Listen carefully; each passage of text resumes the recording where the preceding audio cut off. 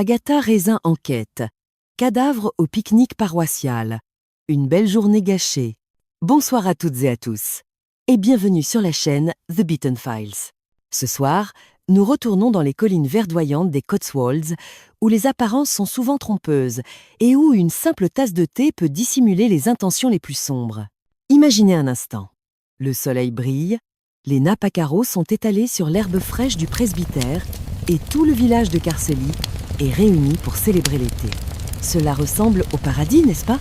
Mais pour Agatha Raisin, cette journée idyllique est sur le point de virer au cauchemar, entre une rivale sociale exaspérante, une jalousie amoureuse dévorante et, bien entendu, un cadavre inattendu qui vient gâcher le dessert.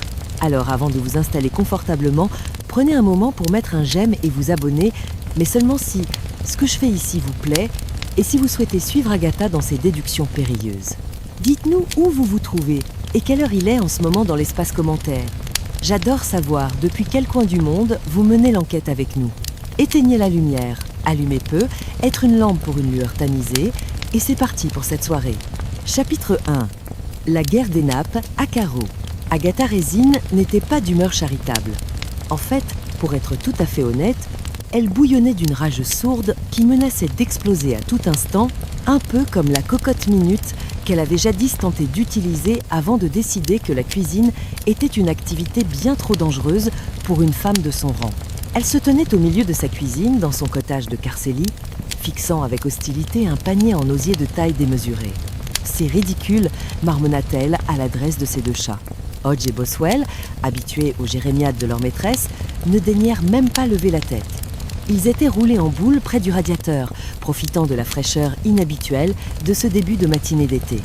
Boswell ouvrit un œil jaune, bâilla en montrant une langue râpeuse et se rendormit aussitôt, jugeant sans doute que les problèmes existentiels d'Agatha concernant un pique-nique paroissial ne valaient pas qu'on interrompe une sieste. Agatha soupira et remit en place une mèche de ses cheveux châtains soigneusement bruchés pour l'occasion. Elle avait passé 1 heure devant son miroir, essayant de trouver la tenue qui dirait à la fois « Je suis une femme du monde sophistiqué » et « Je suis une villageoise parfaitement intégrée qui adore manger des sandwichs sur l'herbe avec les fourmis ». Elle avait opté pour une robe d'été à fleurs, être un peu trop ajustée à la taille, et des chaussures à talons compensés qui, elle le savait déjà, allaient être un enfer sur le terrain accidenté du pré du presbytère. Le problème n'était pas le pique-nique en soi. Le problème portait un nom qui donnait à Agatha des envies de meurtre avant même que le moindre crime n'ait été commis. Felicity Broughton. Depuis son arrivée au village 3 mois plus tôt, Felicity s'était imposée comme la nouvelle reine de Carcely. Elle était grande, mince, blonde, et possédait cette assurance insupportable des femmes qui ont organisé des galas de charité à Londres toute leur vie. Et le pire, c'était qu'elle avait décidé de moderniser le pique-nique annuel de la paroisse. Agatha attrapa son sac à main et sortit de son cottage en claquant la porte un peu trop fort. L'air des Cotswolds était pur et parfumé de chèvrefeuille. Mais Agatha ne sentait que l'odeur de la trahison. Elle descendit la petite allée, ses talons claquant sur les pavés, et se dirigea vers le presbytère. Elle avait besoin de parler à Madame Blocksby. La femme du pasteur était la seule personne capable d'écouter les plaintes d'Agatha sans lever les yeux au ciel, ou du moins sans que cela se voie trop. En arrivant près de l'église, Agatha aperçut une scène qui lui fit grincer des dents. James Lacey, son voisin, son obsession, l'homme pour qui elle s'était installée dans ce trou perdu, était en grande conversation avec Felicity Broughton. James riait. Il riait vraiment. Agatha s'arrêta net, cachée derrière un grand if du cimetière. Felicity posa une main légère, une main parfaitement manucurée, sur le bras de James. « Oh, James, vous êtes absolument charmant », disait-elle d'une voix cristalline qui portait loin. « Je savais que je pouvais compter sur vous pour m'aider à installer les tables. Les autres hommes du village sont si rustiques. » James, ce traître, sourit de cet air boyish qui faisait fondre le cœur d'Agatha. « C'est un plaisir, Felicity. Votre organisation est impeccable. Cela change des années précédentes où c'était un peu le chaos. » Le chaos, Agatha sentit son sang ne faire qu'un tour. L'année précédente, c'était elle qui avait aidé à l'organisation. Certes, Elle avait commandé des quiches surgelées en les faisant passer pour des fêtes maison. Et il y avait eu une légère intoxication alimentaire chez les scouts. Mais de là à parler de chaos, il y avait un monde. Elle attendit qu'il s'éloigne vers le pré avant de sortir de sa cachette et de foncer vers la porte arrière du presbytère. Elle trouva Madame Blocksby dans sa cuisine, en train d'arranger des fleurs dans un vase. La femme du pasteur, avec son visage doux et ses cheveux gris sagement coiffés, leva les yeux et sourit. « Bonjour Agatha, vous semblez contrariée. Voulez-vous une tasse de thé ?»« Je ne suis pas contrariée, je suis furieuse !» s'exclama Agatha en s'effondrant sur une chaise. « Avez-vous vu cette femme ? Elle se promène comme si elle était la propriétaire du village. Et James, il la suit comme un petit chien. » Madame Blocksby posa délicatement une rose et s'essuya les mains sur son tablier. « Felicity est très énergique », concéda-t-elle avec diplomatie. « Elle a beaucoup d'idées pour la paroisse. Mon mari, Alf, est ravi que quelqu'un prenne les choses en main avec autant de zèle. »« Du zèle ? C'est de la tyrannie !» répliqua Agatha. « Elle a relégué mon stand de maquillage pour enfants au fond du pré, près des toilettes chimiques. Elle a dit que mes couleurs étaient un peu trop vulgaires pour l'allée centrale. Je suis sûre que c'était une décision purement logistique. » Tenta d'apaiser Madame Blocksby, bien que son regard fuyant suggéra qu'elle en savait plus qu'elle ne voulait le dire. « Logistique. Mon œil. Elle veut m'écarter. Et avez-vous entendu ce qu'elle a fait à Penelope Wilcox ?» Penelope Wilcox était l'ancienne organisatrice en chef. Une femme timide, un peu effacée, qui vivait pour ce pique-nique. Madame Blocksby soupira, son visage s'assombrissant légèrement. « Oui, c'est malheureux. Penelope est très blessée. » Felicity a insinué devant le comité que la comptabilité de l'année dernière manquait de rigueur. Penelope en a pleuré pendant 2 jours. J'ai essayé de lui parler, de la réconforter, mais elle est très amère. Agatha renifla. Elle a raison de l'être. Cette Felicity est un poison. Si je ne me retenais pas, je lui dirais ces 4 vérités devant tout le monde. Agatha, s'il vous plaît, dit Madame Blocksby d'un ton ferme mais doux. Promettez-moi de ne pas faire d'esclandre aujourd'hui. C'est une journée importante pour la communauté. Essayons de garder l'esprit chrétien de charité. Agatha grommela quelque chose d'inintelligible qui ne ressemblait pas du tout à une promesse. « Je ferai de mon mieux », dit-elle finalement en se levant. Mais si elle tourne encore autour de James avec ses airs de sainte Nitouche, je ne réponds de rien. En retournant chez elle pour récupérer son panier, Agatha croisa Bill Wong, le sergent de police local. Il avait l'air épuisé avant même que la journée ne commence. « Bonjour, Agatha », dit-il en ajustant sa casquette. « Bonjour Bill, tu as l'air d'avoir besoin de vacances ? C'est cette circulation, » dit-il en désignant la rue principale. Felicity Broughton a exigé que nous barrions la route pour le cortège, mais elle n'a pas prévenu les fermiers. George Lacey est furieux. Il a son tracteur bloqué au carrefour et il hurle que cette femme veut sa ruine. Agatha sourit intérieurement. Au moins, elle n'était pas la seule à détester la nouvelle venue. George a toujours eu le sang chaud, commenta-t-elle. Ce n'est pas que ça. Il paraît qu'ils ont eu une dispute hier soir, quelque chose à propos d'un droit de passage sur ses terres. J'espère juste que personne ne va en venir aux mains aujourd'hui. Agatha rentra chez elle avec un sentiment étrange. L'atmosphère dans le village était électrique. Ce n'était pas la joie habituelle d'avant-fête. Il y avait des tensions, des rancœurs, des secrets qui flottaient dans l'air chaud de l'été. Elle prit son panier, vérifia une dernière fois son maquillage et se regarda dans le miroir de l'entrée. « Eh bien, Agatha, » dit-elle à son reflet, « si James veut de la sophistication, il va en avoir. » Elle ignorait encore que dans quelques heures, la sophistication serait le dernier de ses soucis et que le panier qu'elle tenait à la main allait devenir une pièce à conviction dans une affaire bien plus sombre qu'une simple rivalité amoureuse. Elle sortit, ferma sa porte à clé et marcha vers le destin, ou du moins vers le pré du presbytère où le drame attendait son heure. Chapitre 2 – Limonade et venin. Le pré du presbytère ressemblait à une carte postale anglaise que l'on aurait laissée un peu trop longtemps au soleil. Les couleurs étaient vibrantes, presque agressives. L'herbe, tondue de près, dégageait une odeur verte et sucrée qui se mêlait aux effluves de saucisses grillées, de caramel et de parfums bon marché. Des guêpes, attirées par les nappes collantes de sucre, vrombissaient avec une insistance menaçante, comme si elles savaient que la journée allait mal tourner. Agatha Raisin avançait péniblement sur le terrain inégal, son panier en osier battant contre sa hanche à chaque pas. Ses talons compensés s'enfonçaient dans la terre molle, manquant de la faire trébucher à 2 reprises. Elle maudissait intérieurement sa vanité. Pourquoi n'avait-elle pas mis des chaussures plates? Parce que Felicity Broughton portait des talons aiguilles et semblait flotter au-dessus de l'herbe, voilà pourquoi. À ses côtés, Roy Silver, qui était descendu de Londres pour le week-end, observait la scène avec un mélange d'horreur et d'amusement. Vêtu d'un costume en lin clair impeccablement coupé, il semblait tout droit sorti d'un magazine de mode, ce qui contrastait furieusement avec les gilets en tricot et les bottes en caoutchouc des fermiers locaux. « C'est charmant, chérie !» dit-il en époussetant une mouche imaginaire de sa manche. Absolument rustique. On s'attendrait presque à voir Miss Marple surgir d'un buisson avec ses aiguilles à tricoter. « Tais-toi, Roy !» grommela Agatha. « Essaie plutôt de repérer James. Je l'ai perdu de vue près du stand de Chamboultou. James Lacey, cet homme est aussi insaisissable qu'honnête. Tu es sûr qu'il n'est pas déjà parti en courant pour éviter tes tartes ?» Agatha lui lança un regard noir, ses petits yeux d'ours brillants de méchanceté. « Mes tartes viennent de chez le meilleur traiteur de Mircester, je te signale. J'ai juste transféré le contenu dans des plats plus authentiques. Et si tu continues, tu n'en auras pas une miette. » Ils continuèrent leur progression à travers la foule. Le village entier était là. Les membres du cercle des dames s'affairaient autour des tables de thé, versant des litres de liquide ambré dans des tasses en porcelaine ébréchées. Les enfants couraient partout, le visage barbouillé de glace, hurlant de joie ou de frustration. Agatha repéra enfin son emplacement assigné. Son cœur se serra de rage.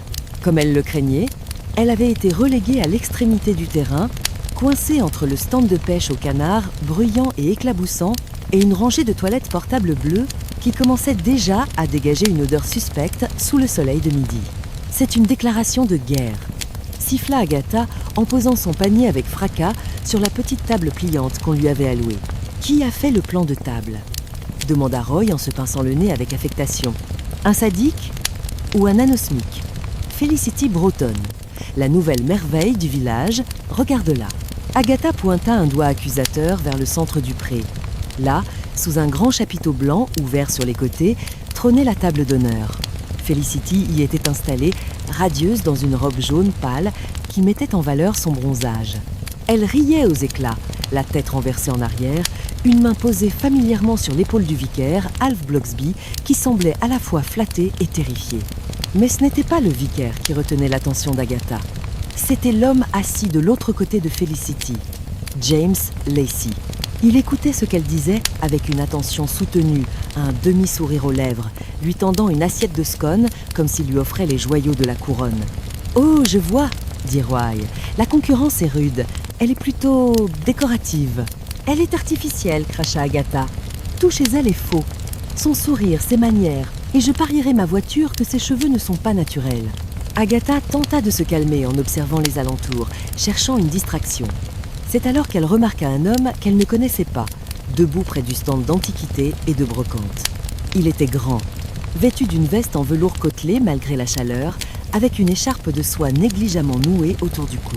Il tenait un vase en porcelaine entre ses mains, l'examinant avec une moue dubitative, tandis qu'une vieille dame du village attendait son verdict avec anxiété. « C'est qui celui-là » demanda Agatha. « Tristan Cartwright » répondit une voix derrière elle.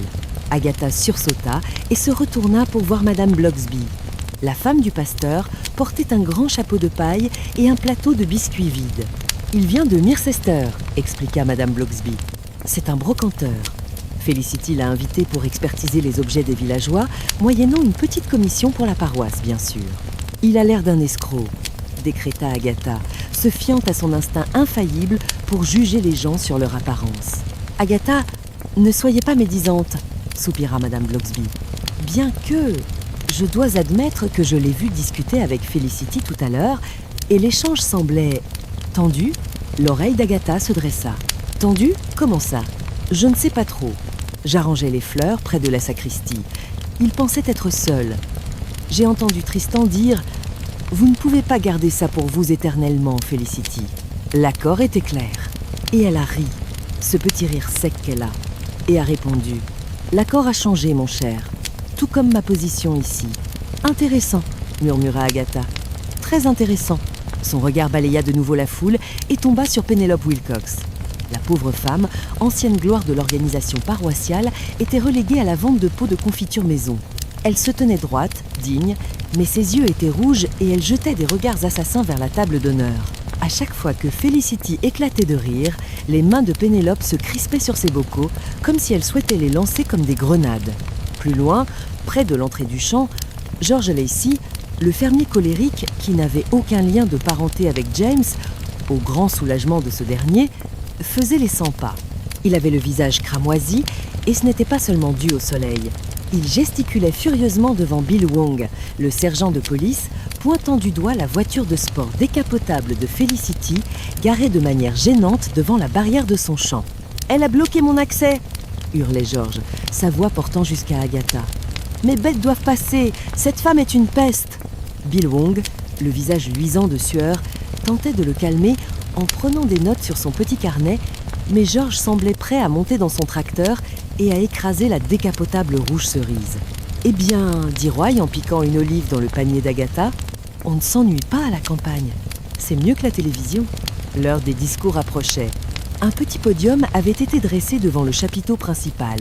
Le micro grésilla, envoyant un Larsen strident qui fit grimacer l'assemblée et aboyer 2 ou 3 chiens. Felicity Broughton se leva. Elle attendit que le silence se fasse, lissant sa robe avec une assurance impériale. Elle monta sur l'estrade, prit le micro et sourit à la foule. C'était un sourire de prédateur, jugea Agatha. « Chers amis de Carceli, commença-t-elle, sa voix amplifiée résonnant dans le vallon. Quel bonheur de voir tant de visages souriants. Quand j'ai accepté de reprendre le flambeau de l'organisation, je savais qu'il y aurait du travail. Beaucoup de travail pour dépoussiérer nos vieilles habitudes. » Dans la foule, Agatha vit Pénélope Wilcox se raidir. Quelques murmures désapprobateurs parcoururent l'assemblée, vite étouffés par des chus police. « Mais regardez le résultat !» poursuivit Felicity. « Nous avons doublé les recettes de la tombola. Nous avons attiré des gens de tout le comté. Nous avons enfin donné à Carceli l'éclat qu'il mérite, loin de la médiocrité des années passées. » Cette fois, le murmure fut plus fort. Traiter les efforts passés de médiocres devant ceux qui les avaient fournis était une audace que seule une étrangère pouvait se permettre. Agatha sentit une vague de solidarité inattendue envers Pénélope. Et pour célébrer ce succès, continua Felicity sans se démonter, j'ai préparé une petite surprise. Une limonade maison, faite selon une vieille recette de ma grand-mère, avec des citrons bio importés de Sicile. Je voudrais porter un toast à l'avenir. À notre avenir, sous notre nouvelle direction, elle fit un signe de main. Une jeune fille, intimidée, s'approcha avec un plateau d'argent sur lequel trônait un verre en cristal, rempli d'un liquide jaune pâle où flottaient des feuilles de menthe et des tranches de citron. C'était le seul verre sur le plateau. Une mise en scène théâtrale pour la reine de la fête. Felicity saisit le verre. Le soleil fit étinceler le cristal. À Carsley et à la modernisation, lança-t-elle. Elle porta le verre à ses lèvres et but une longue gorgée, sous le regard attentif de 200 personnes. Agatha, malgré elle, observait la scène, fascinée par tant d'arrogance. Elle vit James lever une main pour applaudir poliment. Felicity reposa le verre sur le pupitre. Elle sembla vouloir ajouter quelque chose. Elle ouvrit la bouche, mais aucun son ne sortit. Une expression de confusion totale passa sur son visage parfait. Elle porta une main à sa gorge, comme si elle avait avalé un glaçon de travers. Puis, la confusion fit place à la terreur. Ses yeux s'écarquillèrent démesurément. Elle chancela, se rattrapant au micro qui émit un nouveau Larsen insupportable. « Au secours !» gargouilla-t-elle, le mot à peine audible dans les haut-parleurs. Soudain, ses jambes se dérobèrent. Elle s'effondra lourdement sur l'estrade en bois, renversant le pupitre et le verre en cristal qui se brisa en 1000 morceaux, répandant le reste de la limonade sur les planches. Un silence de mort tomba sur le pré, plus lourd et plus oppressant que la chaleur. Pendant 1 seconde, personne ne bougea. C'était cette réaction typiquement britannique, où chacun attend de voir si cela fait partie du spectacle ou s'il convient d'être choqué. Agatha fut la première à réagir. Oubliant ses talons, oubliant sa jalousie, oubliant même Roy Silver qui restait bouche bée, elle fonça vers l'estrade avec une agilité surprenante pour une femme de son âge. « Laissez passer !» hurla-t-elle en écartant un groupe de scouts pétrifiés. Elle grimpa les 3 marches du podium et s'agenouilla près de Felicity. La femme était secouée de spasmes violents. Son visage virait au rouge, puis au bleu. De l'écume rosée perlait au coin de ses lèvres. Elle griffait le bois du plancher, ses ongles manucurés se brisant dans l'effort. « Appelez une ambulance !» cria Agatha en se tournant vers la foule. « Bill Wong !» Le sergent Wang arrivait déjà en courant, son carnet oublié dans l'herbe. Il se précipita sur l'estrade, son visage rond pâle sous le bronzage. « Reculez ! Tout le monde recule !» ordonna-t-il d'une voix qui tremblait légèrement. Felicity eut un dernier sursaut. Elle planta ses yeux dans ceux d'Agatha. Il n'y avait plus d'arrogance, seulement une peur nue, absolue. Elle tenta d'articuler un mot. Agatha se pencha, l'oreille contre les lèvres mourantes. « Le bouquet », souffla Felicity. Puis, un long frisson parcourut son corps et elle se figea. Ses yeux restèrent ouverts, fixant le ciel bleu implacable des Cotswolds, mais il ne voyait plus rien. Agatha se redressa lentement, ses genoux craquant sous l'effort. Elle regarda ses mains, elle tremblait. Autour d'elle, le chaos commençait à s'installer. Des cris, des pleurs. Madame Blocksby s'était évanouie dans les bras de son mari. James Lacey s'était approché, le visage livide, regardant le corps sans vie de celle avec qui il riait 5 minutes plus tôt. Agatha prit une profonde inspiration. L'odeur des saucisses grillées lui donna soudain la nausée. Elle regarda les débris de verre sur le sol, les taches de citron collantes. « Ce n'était pas un accident », dit-elle à voix basse. Plus pour elle-même que pour Bill, qui prenait le pouls inexistant de la victime. Elle balaya la foule du regard. Elle vit Tristan Cartwright, le brocanteur, qui rangeait précipitamment ses vases dans des caisses, le visage fermé. Elle vit Penelope Wilcox, immobile derrière son stand de confiture, une main sur la bouche, mais avec un regard étrange, presque soulagé. Et elle vit George Lacey, près de la barrière, qui crachait par terre avant de tourner les talons vers son tracteur. Agatha Raisin sentit ce frisson familier, ce mélange d'adrénaline et de curiosité morbide qui lui servait de carburant. Le pique-nique était gâché, c'était certain. Mais l'enquête, elle, ne faisait que commencer.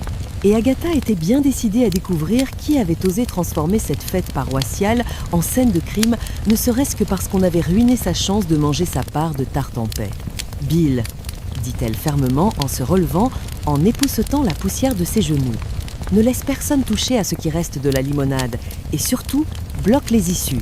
Personne ne quitte ce pré.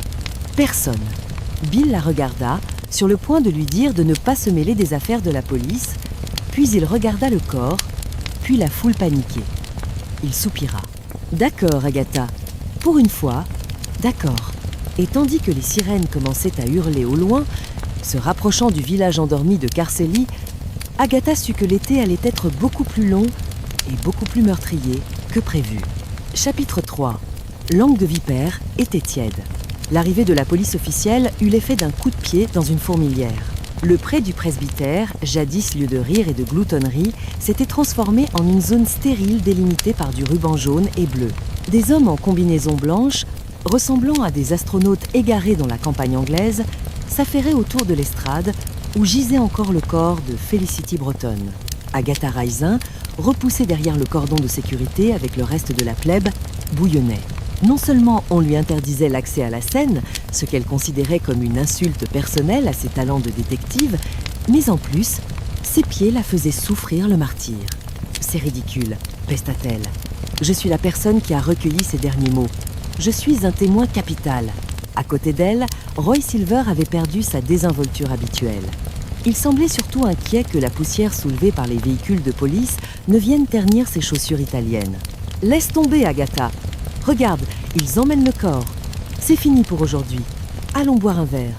J'ai besoin d'un gin, pur, sans glace, et tout de suite. » Agatha hésita.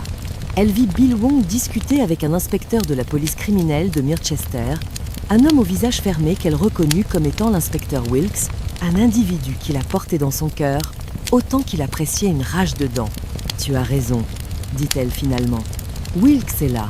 Si je l'approche, il est capable de m'embarquer pour entrave à la justice juste pour le plaisir. » Ils se dirigèrent vers le pub, le Red Lion.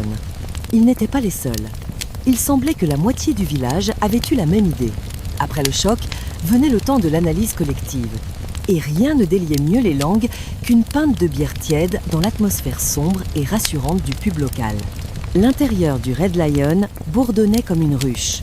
La fumée, les odeurs de bière et de vernis à bois créaient une ambiance feutrée, propice aux confidences. Agatha et Roy réussirent à se coincer à une petite table près de la cheminée éteinte. Agatha observa la salle.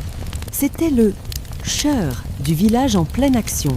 Au bar, Fred, le boucher, parlait fort, une mousse de bière sur la moustache. « Je l'ai vu, moi, George Lacey !»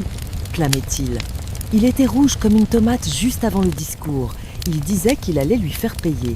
Et hop, 10 minutes plus tard, la dame est raide morte. C'est mathématique. Ne dis pas de bêtises, Fred, intervint Madame Gore, la propriétaire de la boutique de laine, qui sirotait un sherry. George est une brute, d'accord, mais de là à empoisonner une limonade, non, c'est une affaire de femme, ça. Le poison, c'est l'arme des lâches et des femmes. Agatha tendit l'oreille. C'était exactement ce qu'elle voulait entendre. Et Penelope Wilcox chuchota une autre voix à la table voisine. Vous avez vu comme elle a repris ses esprits vite fait ? Elle rangeait ses confitures comme si de rien n'était. Elle avait l'accès à la cuisine du comité, renchérit une voisine. C'est elle qui a préparé les citrons hier soir. Felicity lui donnait des ordres comme à une servante. Pénélope a sa fierté, vous savez. Les Wilcox sont ici depuis 3 générations. Se faire humilier par une londonienne, ça laisse des traces. Agatha se pencha vers Roy. Tu entends ? Pénélope. C'est une piste solide. Elle avait le mobile, l'opportunité et la rancune. Et toi aussi, tu avais de la rancune, ma chère, fit remarquer Roy en attaquant son gin tonic. Tout le village t'a entendu râler sur ton emplacement près des toilettes. Fais attention à ce que ces langues de vipère ne se tournent pas vers toi. Agatha balaya la remarque d'un revers de main, mais un frisson désagréable lui parcourut l'échine. Il avait raison. À Carceli, on passait du statut d'enquêteur à celui de suspect en un claquement de doigts. C'est alors que la porte du pub s'ouvrit. Un silence tomba sur la salle. James Lacey entra. Il avait l'air hagard, les traits tirés. Il balaya la salle du regard, comme s'il cherchait quelqu'un, puis se dirigea droit vers le comptoir sans regarder Agatha. Le cœur d'Agatha se serra. Pourquoi ne venait-il pas vers elle ? Ils étaient voisins, amis parfois plus, partenaires d'enquête. Pourquoi cette distance ? Une pinte, s'il vous plaît, demanda James d'une voix sourde. Agatha ne put s'en empêcher. Elle se leva et s'approcha de lui. James, il se tourna lentement vers elle. Ses yeux étaient voilés, illisibles. Agatha, quelle tragédie. C'est affreux, convint-elle, essayant d'adopter un ton compatissant tout en mourant d'envie de le secouer. Tu la connaissais bien ? James hésita. Il regarda sa bière comme si elle contenait les réponses à l'univers. On s'était rapprochés ces dernières semaines. Elle était incomprise, Agatha. Sous ses airs autoritaires, elle était très seule. Elle voulait juste bien faire. La jalousie mordit Agatha au ventre, plus venimeuse que n'importe quel poison. Incomprise ? Felicity Broughton était une harpie manipulatrice et James était tombé dans le panneau comme un débutant. Elle a été assassinée, James. Et je vais trouver qui a fait ça, déclara Agatha avec fierté. James posa son verre avec un claquement sec sur le zinc. Pour l'amour du ciel, Agatha, ne t'en mêle pas. Laisse la police faire son travail. Ce n'est pas un jeu. Une femme est morte. Il but sa pinte d'un trait, jeta un billet sur le comptoir et sortit sans un regard en arrière, laissant Agatha plantée là, humiliée et furieuse. Charmant, commenta Roy qui l'avait rejointe. Il a l'air très affecté. Trop affecté si tu veux mon avis. Tais-toi, Roy, cingla Agatha. Je rentre. J'ai besoin de réfléchir. En sortant du pub, la nuit commençait à tomber sur Carceli. Les ombres s'allongeaient, transformant les charmants cottages en silhouettes menaçantes. Agatha décida de faire un détour par le presbytère. Elle avait besoin de voir Madame Blocksby. La femme du pasteur avait toujours un effet apaisant, et surtout, elle savait tout ce qui se passait dans la paroisse. Elle trouva la porte arrière du presbytère entr'ouverte. Madame Blocksby était assise à sa table de cuisine, une tasse de thé fumante devant elle, mais elle ne buvait pas. Elle fixait le mur opposé, l'air perdu. « Margaret ?» appela doucement Agatha. Madame Blocksby sursauta. « Oh, Agatha, entrez. Je suis désolée, je suis un peu secouée. » Agatha s'assit en face d'elle. C'est compréhensible. Mourir comme ça en plein discours. Mais dites-moi, Margaret, j'ai besoin de savoir. Vous sembliez dire tout à l'heure que Felicity avait des soucis. Madame Blocksby soupira profondément. Elle croisa ses mains sur la table. Agatha, vous savez que je ne peux pas trahir les confidences de mes paroissiens. Felicity est morte, Margaret. Le secret de la confession ne s'applique plus vraiment, si... Et puis, si cela peut t'aider à coincer son meurtrier. La femme du pasteur hésita. Elle semblait lutter avec sa conscience. Elle est venue me voir hier, finit-elle par avouer à voix basse. Elle était agitée. Elle m'a dit qu'elle avait réveillé de vieux démons. Elle parlait d'une erreur de jeunesse, quelque chose qu'elle pensait enterrer à Londres, mais qu'il avait rattrapé ici. Une erreur de jeunesse ? Répéta Agatha, ses instincts de fouine en alerte maximale. Quel genre d'erreur ? Elle n'a pas précisé, mais elle a mentionné un objet. Elle a dit « Je pensais que c'était mon porte-bonheur, mais c'est devenu ma malédiction ». Elle touchait sa broche en disant cela. Sa broche ? Agatha ferma les yeux, essayant de visualiser la scène sur l'estrade. Felicity portait une robe jaune. Et sur son sein gauche, oui, il y avait quelque chose qui brillait. Une broche en forme de bouquet de fleurs, sertie de pierres colorées. « Le bouquet », murmura Agatha, se rappelant le dernier mot de la victime. Elle a dit « le bouquet » avant de mourir. Je pensais qu'elle parlait des fleurs sur la table, mais c'était la broche. Agatha rouvrit les yeux brusquement. Margaret, quand ils ont emporté le corps, avez-vous vu la broche ? Madame Blocksby réfléchit, fronçant les sourcils. Maintenant que vous le dites, non. Sa robe était froissée, mais je ne me souviens pas avoir vu de bijoux quand les ambulanciers l'ont mise sur le brancard. Agatha se leva d'un bond, sa fatigue oubliée. Elle a disparu. Quelqu'un l'a prise. Le meurtrier était sur l'estrade, ou juste à côté. Agatha, soyez prudente, implora Madame Blocksby. Si cette broche est la cause du meurtre, celui qui l'a prise est dangereux. Je suis dangereuse. Moi aussi, répliqua Agatha avec un sourire féroce qui ne touchait pas ses yeux. Surtout quand on gâche mon après-midi et qu'on tourne la tête de mon voisin. Elle quitta le presbytère avec une nouvelle détermination. La piste de la limonade empoisonnée pointait vers Penelope Wilcox, mais l'histoire de la broche ouvrait une porte vers le passé mystérieux de Felicity. Et Agatha Raisin avait bien l'intention d'enfoncer cette porte à coups de bélier. De retour chez elle, Agatha trouva ses chats, Hodge et Boswell, qui l'attendaient avec impatience. Elle leur donna leur pâté, puis se versa un grand verre de vin rouge bon marché. Assise dans son fauteuil, avec Boswell ronronnant sur ses genoux, elle repassa les événements en revue. Pénélope, l'organisatrice déchue, Georges, le fermier en colère, Tristan, l'antiquaire aux conversations louches, et maintenant une broche disparue et un passé londonien trouble. « Eh bien, les garçons, dit-elle à ses chats en levant son verre, on dirait que nous avons du pain sur la planche. Et demain, je vais avoir une petite discussion très sérieuse avec une certaine vendeuse de confiture. » Dehors, le vent se leva, faisant bruisser les feuilles des arbres comme autant de chuchotements accusateurs dans la nuit de Carcélie. L'enquête ne faisait que commencer. Chapitre 4. Confiture et confidence. Le lendemain matin, le village de Carcélie s'était réveillé avec une gueule de bois collective, bien que la plupart des habitants n'aient bu que du thé la veille. Une chape de plomb semblait peser sur les toits de chaume, et même les oiseaux semblaient chanter en sourdine, par respect pour le drame ou par peur d'être interrogés par la police. Agatha Raisin, elle, était fraîche comme une rose, ou plutôt comme un chardon prêt à piquer. Elle avait passé une mauvaise nuit, hantée par l'image de James Lacey réconfortant Felicity Broughton dans ses souvenirs et par le visage bleu de la victime dans ses cauchemars. Elle avait besoin d'action. Elle avait besoin d'un coupable. Elle avala son café noir, ignora le regard jugeur de Hodge qui semblait lui reprocher la qualité de sa pâtée et sortit de son cottage avec la détermination d'un char d'assaut en tenue de camouflage, c'est-à-dire une jupe en tweed et un chemisier en soie qu'elle espérait amincissant. Sa cible, Lilac Cottage, la demeure de Penelope Wilcox.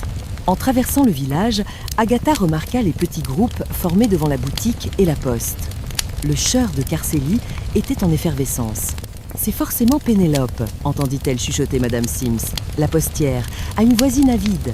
Elle avait les clés de la réserve. Et vous avez vu comme elle regardait Felicity ? Si les regards pouvaient tuer, elle n'aurait pas eu besoin de poison. Agatha sourit intérieurement. Pour une fois, l'opinion publique était alignée avec ses propres déductions. Cela simplifiait les choses. Elle arriva devant la barrière blanche de Pénélope. Le jardin était entretenu avec une précision maniaque. Chaque fleur à sa place, aucune mauvaise herbe n'osant défier l'autorité de la maîtresse de maison. Agatha poussa le portillon qui grinça lugubrement et frappa à la porte avec autorité. Après un long moment, la porte s'entr'ouvrit. Penelope Wilcox apparut. Elle était méconnaissable. Ses yeux étaient gonflés, son nez rouge, et elle portait une robe de chambre défraîchie qu'elle n'aurait jamais osé montrer en public en temps normal. « Agatha » renifla-t-elle. « Qu'est-ce que vous voulez ? Il faut qu'on parle, Pénélope. » Maintenant. Agatha poussa légèrement la porte et s'introduisit dans le vestibule sans attendre d'invitation. L'intérieur sentait le renfermé et la cire d'abeille. « Je n'ai rien à dire à la police, et encore moins à vous, » gémit Pénélope en resserrant sa robe de chambre. « Je ne suis pas la police, Pénélope. Je suis votre seule chance d'éviter la prison, » mentit Agatha avec aplomb. « Tout le village vous accuse. Ils disent que vous avez empoisonné la limonade par jalousie. » Pénélope poussa un petit cri étouffé et s'effondra sur le canapé du salon au milieu de coussins brodés au point de croix. « C'est faux. Je ne l'ai pas tuée. Je la détestais, oui. Je voulais qu'elle parte, qu'elle retourne à Londres avec ses grands airs et ses leçons de morale. Mais la tuer ? Jamais. » Agatha s'assit dans un fauteuil en face d'elle, croisant ses jambes avec élégance. « Vous aviez le mobile, Pénélope. Elle vous a humiliée. Elle vous a volé votre place et vous aviez accès aux boissons. Mais je n'étais même pas près de la limonade au moment crucial, » s'écria Pénélope, les larmes coulant de nouveau sur ses joues pâles. « Demandez à Martha. » « Martha ? Martha Taggart. La femme de ménage du presbytère ? Oui. J'étais dans la cuisine de la salle paroissiale avec elle et Betty, la boulangère. Pendant toute l'heure qui a précédé le discours, nous remplissions les pots de confiture pour la tombola. Je n'ai pas quitté la pièce une seule seconde. Agatha plissa les yeux. Vous étiez en train de faire des confitures pendant que votre rival se préparait à mourir ? Nous ne faisions pas que des confitures, avoua Pénélope en se mouchant bruyamment dans un mouchoir en dentelle. Nous parlions d'elle. Vous commériez ? Rectifia Agatha. Si vous voulez. Je disais à Martha que Felicity était une usurpatrice. J'ai peu être dit que je voudrais la voir s'étouffer avec ses prétentions. Mais c'était une façon de parler. Je tenais la louche à confiture, Agatha, pas une fiole de poison. Et Martha et Betty peuvent témoigner. Nous étions collées les unes aux autres dans cette cuisine minuscule. Agatha sentit sa belle théorie s'effriter comme un biscuit sec. Si Martha Taggart et Betty confirmaient l'alibi, Pénélope était intouchable. Martha était connue pour sa rectitude morale et son incapacité totale à mentir, et Betty avait une mémoire d'éléphant. « Et la limonade ?» insista Agatha, cherchant une faille. « Qui l'a préparée ? C'est Felicity elle-même, » dit Pénélope avec une grimace de dégoût. Elle a insisté. Elle a apporté les citrons, l'eau minérale, le sucre. Elle a tout fait dans sa cuisine, chez elle, le matin même. Elle a apporté le pichet couvert d'un film plastique juste avant le début de la fête. Elle ne laissait personne s'en approcher. Elle disait que nous n'avions pas les mains assez propres. Agatha réfléchit à toute vitesse. Si Felicity avait préparé la boisson chez elle et l'avait surveillée comme un faucon, comment le meurtrier avait-il pu agir ? Est-ce que quelqu'un est allé chez elle ce matin-là ? Demanda Agatha. Pénélope renifla et essuya ses yeux. Je ne sais pas, mais attendez, elle a eu une dispute. Avec qui ? George Lacey ? Non, pas George. C'était la veille au soir. J'étais passée déposer les nappes chez elle. La porte était ouverte. J'ai entendu des éclats de voix dans le salon. C'était un homme. James ? Demanda Agatha, le cœur battant la chamade. Non, ce n'était pas la voix de Monsieur Lacey. C'était une voix que je ne connaissais pas bien, un peu mielleuse. Il parlait d'argent. L'homme disait « Tu ne peux pas couper les ponts comme ça. J'ai besoin de ma part. » Et Felicity a répondu « Tu as eu ce que tu méritais. Maintenant, sors d'ici avant que j'appelle la police. » Tristan Cartwright, murmura Agatha. Le brocanteur. Pénélope hocha la tête frénétiquement. Oui, je crois que c'était lui. Quand je suis repartie, je l'ai vu sortir de l'allée, l'air furieux. Il a failli me renverser. Agatha se leva. L'affaire venait de prendre un tournant intéressant. Pénélope Wilcox était peu, être une femme amère et jalouse, mais elle n'était pas une meurtrière. Son alibi des confitures, s'il était confirmé par le chœur des commères, était en béton.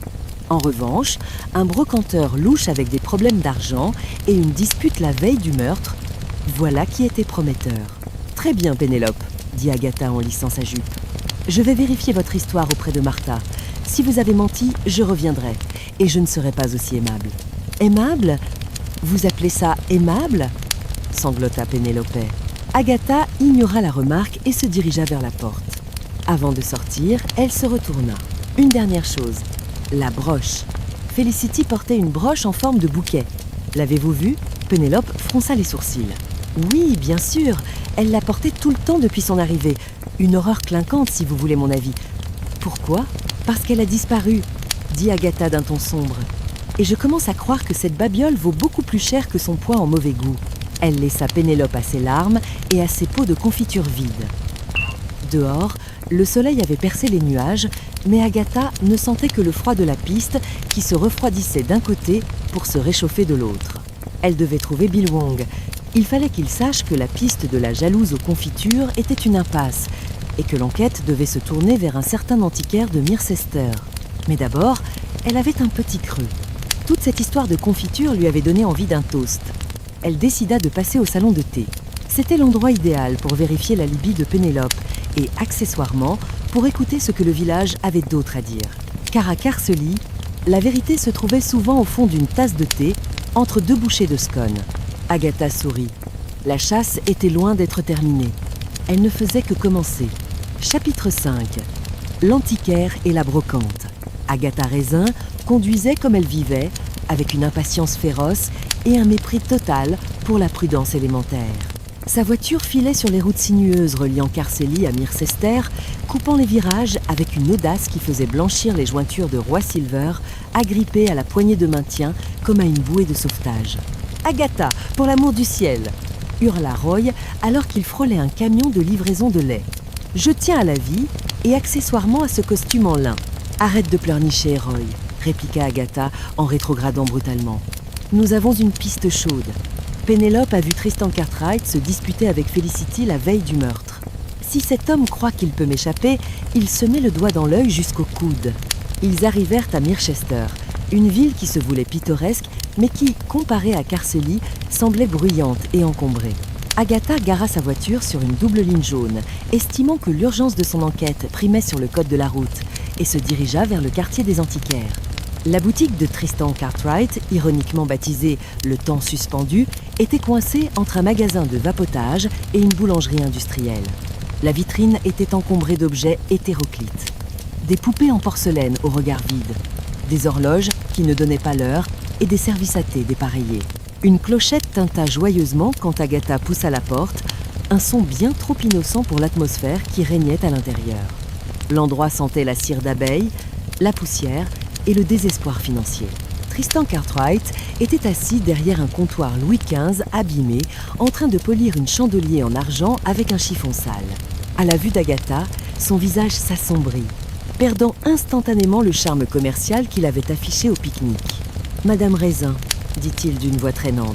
« Et Monsieur Silver, je suppose que vous n'êtes pas là pour acheter cette magnifique commode ? » « Vous supposez bien, » coupa Agatha en s'avançant jusqu'au comptoir. « Nous sommes là pour parler de Felicity Broughton et de l'argent qu'elle vous devait. » Le chiffon de Tristan se figea sur l'argent. Il leva les yeux, un sourire nerveux étirant ses lèvres fines. « Je ne vois pas de quoi vous parlez. Felicity était une connaissance, une cliente potentielle. »« Ne me prenez pas pour une idiote, Tristan, » cingla Agatha. « On vous a entendu vous disputer avec elle la veille du meurtre. Tu ne peux pas couper les ponts comme ça. C'est ce que vous avez dit. De quoi parliez-vous ? De chantage ? De dette de jeu ? » Tristan posa le chandelier avec un bruit sourd. Il contourna le comptoir, révélant qu'il portait des pantoufles en velours usé avec son costume, un détail qui fit grimacer Roy. « Écoutez, » baissa-t-il la voix en jetant un coup d'œil vers la rue. « Je n'ai pas tué Felicity. Pourquoi l'aurais-je fait ? Morte, elle ne me sert à rien. Vivante, elle était ma seule chance de récupérer mon investissement. » « Quel investissement ? » demanda Roy, intrigué malgré lui. Tristan soupira, passa une main dans ses cheveux gominés et sembla peser le pour et le contre. Felicity n'était pas seulement une organisatrice de fêtes mondaines à Londres, avoua-t-il. Elle avait un talent pour dénicher des objets rares. Des objets dont la provenance était parfois, disons, floue. Elle était recéleuse ? S'étrangla Agatha. La sainte nitouche du comité paroissial ? Disons une intermédiaire, corrigea Tristan. Elle avait des contacts. Quand elle a débarqué à Carcely, elle m'a proposé une affaire. Elle avait une pièce exceptionnelle.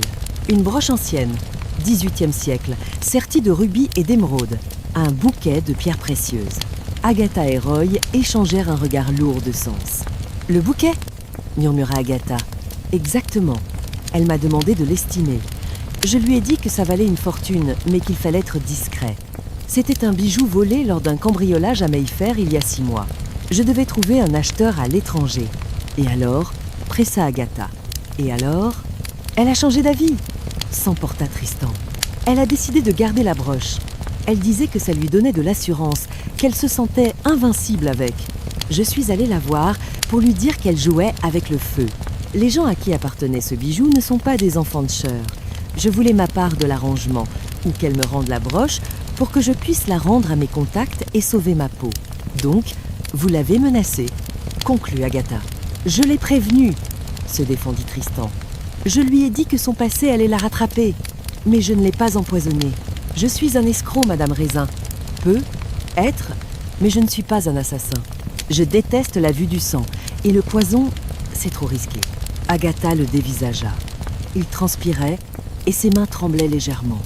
Il avait l'air d'un homme effrayé, pas d'un tueur de sang-froid. « Où étiez-vous au moment du discours ?» demanda-t-elle brusquement. « J'étais à mon stand, en train d'essayer de vendre une soupière ébréchée à la femme du docteur. Vous pouvez vérifier. Je ne me suis pas approchée de l'estrade. » Agatha réfléchit. Si Tristan disait vrai, Felicity se promenait avec une broche volée valant une fortune, visible aux yeux de tous. « La broche a disparu, » dit Agatha. « Quelqu'un l'a prise sur son corps. Tristan, devine les vides. Disparu ? Alors vous feriez mieux de faire attention, Agatha. Celui qui a pris cette broche a maintenant une cible dans le dos. Ou alors, c'est lui le tueur. Il a vu l'opportunité, a éliminé Felicity et a récupéré le butin. Qui d'autre savait pour la broche ? Demanda Roy. Personne, à ma connaissance. Sauf être qui ? Aboya Agatha. Il y avait un homme, dit Tristan en hésitant, à Londres. Un certain Monsieur X, comme elle l'appelait en riant. Son ancien amant ou partenaire. Elle disait qu'elle le tenait par la barbichette grâce à cette broche, qu'il ne pouvait rien lui refuser. Agatha sentit son estomac gargouiller bruyamment, brisant la tension dramatique du moment. « Bon, dit-elle, vous restez ici, Tristan, et si je découvre que vous avez menti, je demanderai à Bill Wong de venir inspecter vos registres de plus près. Je suis sûre qu'il trouverait vos définitions de provenance floue très intéressantes. » Ils sortirent de la boutique, laissant l'antiquaire éponger son front avec son chiffon sale. « J'ai faim, » déclara Agatha une fois sur le trottoir. « J'ai besoin de fish and chips. » Et de réfléchir. « Une recelleuse, Agatha !» s'exclama Roy en trottinant pour la suivre. « Qui l'eût cru ? Notre chère Felicity était une criminelle de haut vol. Ce qui signifie, dit Agatha en entrant dans le premier pub venu, que le mobile n'est être pas la jalousie sociale, mais l'appât du gain, ou la peur d'être exposé. Alors qu'ils attendaient leur commande, grignotant des sachets de vinaigre, Agatha sortit son petit carnet. Récapitulons. Tristan voulait l'argent, mais il a un alibi pour le moment du meurtre. Pénélope voulait la gloire, mais elle faisait des confitures. Reste ce mystérieux partenaire de Londres. Ou alors, elle s'arrêta, une frite à mi-chemin de sa bouche. Ou alors quoi ? Demanda Roy. Ou alors quelqu'un à Carceli a reconnu la broche. Quelqu'un qui connaît le passé de Felicity mieux qu'il ne le prétend. Son téléphone vibra. C'était un message de Bill Wong. « Agatha, on a les résultats du labo. Le poison dans la limonade, c'est de l'anti-limace concentré. Un truc qu'on trouve dans n'importe quel abri de jardin du village. Et devine qui en a acheté une grosse boîte la semaine dernière chez le quincaillier ?» Agatha fixa l'écran, le cœur battant. « Qui ?» murmura-t-elle. Roy se pencha par-dessus son épaule. « George Lacey ?» suggéra T-Hill. Agatha secoua la tête. « Non, pire, beaucoup plus proche. » Elle montra l'écran à Roy. Le nom qui s'affichait était une bombe à retardement. James Lacey. Agatha sentit le goût du vinaigre devenir soudain très amer dans sa bouche. Son James, son voisin, son amour impossible. Acheteur de poison à limaces, c'était impossible, c'était grotesque. Et pourtant, à Carceli, l'impossible avait une fâcheuse tendance à devenir la réalité juste avant l'heure du thé. « On rentre !» dit Agatha en se levant brusquement, laissant ses frites intactes, un geste qui prouvait la gravité de la situation. « Je dois parler à James avant que Bill ne l'arrête. »« Et s'il est coupable ?» demanda Roy en attrapant son sac. « S'il est coupable ?» répliqua Agatha avec une lueur sombre dans le regard. « Je le tuerai moi-même pour m'avoir brisé le cœur. » Elle sortit en trombe, laissant derrière elle une note froissée et un Roy Silver qui se demandait si, finalement, rester à Londres n'aurait pas été plus reposant. Chapitre 6. Jardin et poison. La rover d'Agatha crissa sur le gravier devant son cottage, manquant d'écraser un nain de jardin que le précédent propriétaire avait eu le mauvais goût de laisser là et qu'Agatha n'avait jamais pris la peine d'enlever. Elle coupa le contact et sortit du véhicule avant même que Roy Silver n'ait pu détacher sa ceinture. « Reste ici, ordonna-t-elle. Si Bill arrive, tu le retardes. Parle-lui de tes chaussures, de la météo, de n'importe quoi. Fais l'imbécile, tu sais très bien faire ça. Merci de ta confiance, marmonna Roy, en vérifiant sa coiffure dans le rétroviseur. Si je finis en prison pour complicité, je veux une cellule avec vue sur le sud. Agatha ne l'écoutait déjà plus. Elle traversa la petite haie qui séparait son jardin de celui de James Lacey. Le jardin de James était un chef-d'œuvre de symétrie et de couleur, contrairement à celui d'Agatha qui ressemblait davantage à un champ de bataille où les mauvaises herbes avaient gagné la guerre. Elle martela la porte du cottage voisin. « James, ouvre, c'est une urgence !» La porte s'ouvrit quelques secondes plus tard. James Lacey apparut, un livre à la main, l'air passablement irrité. Il portait un vieux pull en laine et semblait tout sauf un meurtrier en cavale. « Agatha, qu'est-ce qui te prend de hurler comme une poissonnière ?» Je lisais. « On n'a pas le temps pour la littérature !» s'écria Agatha en le poussant à l'intérieur et en refermant la porte derrière elle. Bill Wang arrive. Il sait pour l'anti-limace. James la regarda avec une incompréhension totale, ses sourcils bruns se fronçant. « L'anti-limace ? De quoi parles-tu ? Le poison, James. Le poison dans la limonade. Bill m'a envoyé un message. Le laboratoire a identifié le produit. C'est de l'anti-limace concentré. Et il paraît que tu en as acheté une caisse entière la semaine dernière chez le quincaillier. » James éclata de rire, un rire sec et sans joie. « C'est absurde. Bien sûr que j'ai acheté de l'anti-limace. As-tu vu l'état de mes ostas ? C'est une année terrible pour les gastéropodes. C'est la guerre dehors. C'est exactement ce que dirait un coupable, gémit Agatha. James, écoute-moi. Tu dois te débarrasser de la boîte, tout de suite. Dis que tu l'as perdue. Dis que tu l'as donnée à l'orphelinat local pour... Non, oublie l'orphelinat. Dis que tu l'as utilisée en entier. James posa son livre sur la table basse avec un calme olympien qui exaspérait Agatha au plus haut point. Je ne vais rien dire de tel. Je n'ai rien à cacher. J'ai acheté du poison pour limaces, pas pour empoisonner Felicity Broughton. Pourquoi l'aurais-je fait ? Je l'appréciais, Agatha. La phrase frappa Agatha comme une gifle. Tu l'appréciais ? Répéta-t-elle. La voix étranglée. Oui. Elle était intelligente, cultivée. Elle s'intéressait à mon travail d'écrivain. Elle avait même lu mon dernier guide sur les Andes. Elle me posait des questions pertinentes, contrairement à certaines personnes qui pensent que mon travail consiste à prendre des vacances. Agatha sentit les larmes lui monter aux yeux. Ainsi, c'était donc ça. Felicity avait joué la carte de la flatteuse intellectuelle. Une stratégie basse, vile et malheureusement très efficace sur l'ego masculin de James. Elle te manipulait, James. C'était une escroc, une receleuse. Elle volait des bijoux. Ne sois pas ridicule, soupira James. Tu es juste jalouse, Agatha. Comme d'habitude. Tu inventes des histoires pour te rendre intéressante.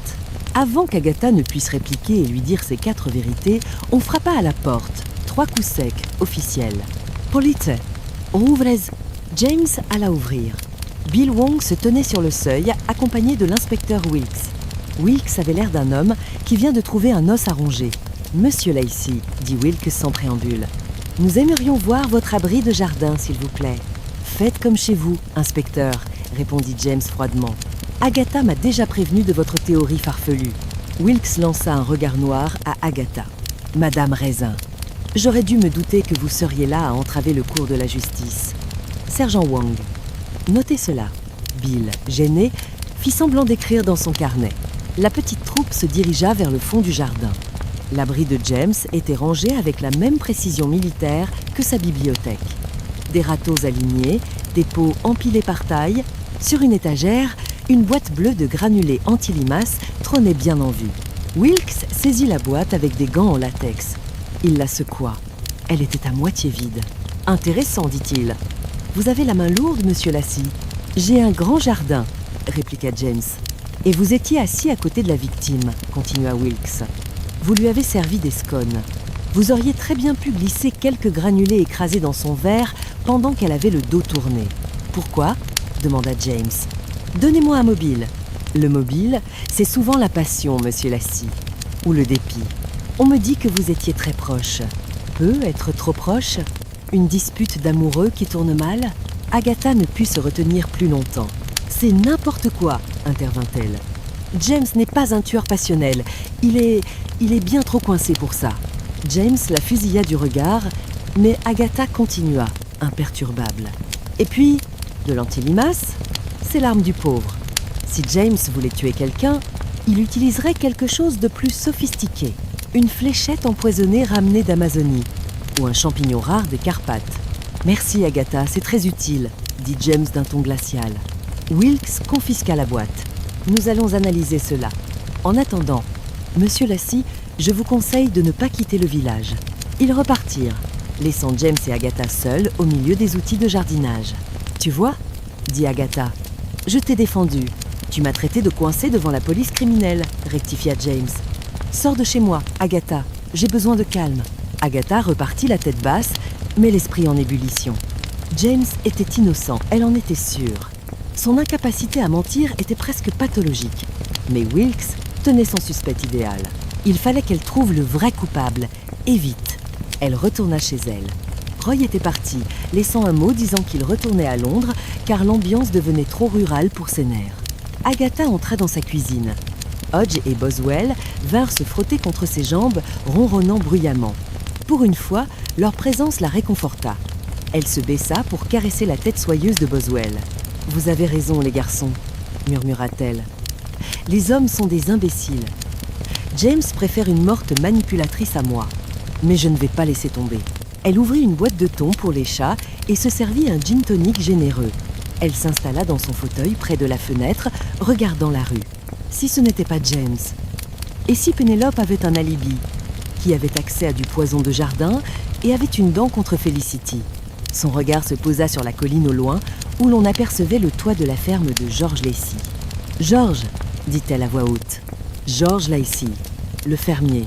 Il avait hurlé contre Felicity.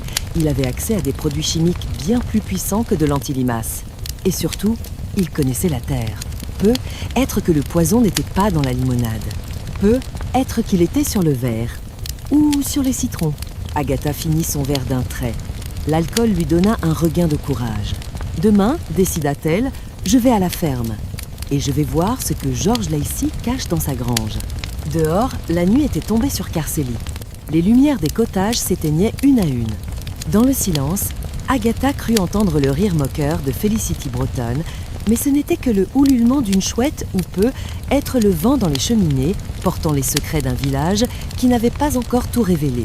Elle monta se coucher, Hodge sur ses talons. Elle s'endormit en rêvant qu'elle sauvait James de l'échafaud et qu'il la demandait en mariage au pied de la potence. C'était romantique, à sa façon tordue. Chapitre 7. Tracteur et menaces. Agatha Raisin avait une conception très personnelle de la tenue, appropriée pour une visite à la ferme. Elle avait opté pour un pantalon en toile beige, un pull en cachemire bleu marine parce qu'il faisait ressortir ses yeux, même si les vaches s'en moquaient éperdument. Et concession ultime à la ruralité, une paire de bottes de pluie rouge vernies qu'elle avait achetées dans une boutique de luxe à Londres et qu'elle n'avait jamais portée. Elle gara sa voiture à l'entrée du chemin de terre menant à la ferme de George Lacey. Le chemin était une ornière boueuse et Agatha ne voulait pas risquer ses amortisseurs. Elle parcourut les derniers mètres à pied, sautant les flaques avec une grâce relative, maudissant l'odeur âcre de fumier qui agressait ses narines habituées aux parfums coûteux. La ferme de George était l'antithèse du pittoresque. C'était un lieu de travail brut, sale et bruyant. Un chien de bergère, attaché à une niche, aboyait furieusement à son approche, tirant sur sa chaîne comme s'il voulait dévorer Agatha et ses bottes rouges pour le petit déjeuner. « Taisez-vous, sale bête !» cria Agatha, ce qui ne fit qu'encourager le chien. Elle contourna la grange principale et tomba sur George Lacey. Il était en train de réparer un énorme tracteur vert, les mains couvertes de graisse, le visage barbouillé de cambouis. Il leva la tête, plissa les yeux et cracha par terre. « Qu'est-ce que vous faites ici ?» grogna-t-il. « C'est une propriété privée. Je n'achète rien et je ne donne pas pour la tombola. Je ne suis pas ici pour vendre des biscuits, Georges, répliqua Agatha en s'arrêtant à une distance respectueuse de l'homme et de sa clé à molette. Je suis ici pour vous donner une chance de vous expliquer avant que la police ne vienne fouiller vos granges. Georges éclata d'un rire rauque qui ressemblait au démarrage d'un vieux moteur diesel. La police? Ils sont déjà venus. Ce petit sergent, Wang. Il a regardé partout.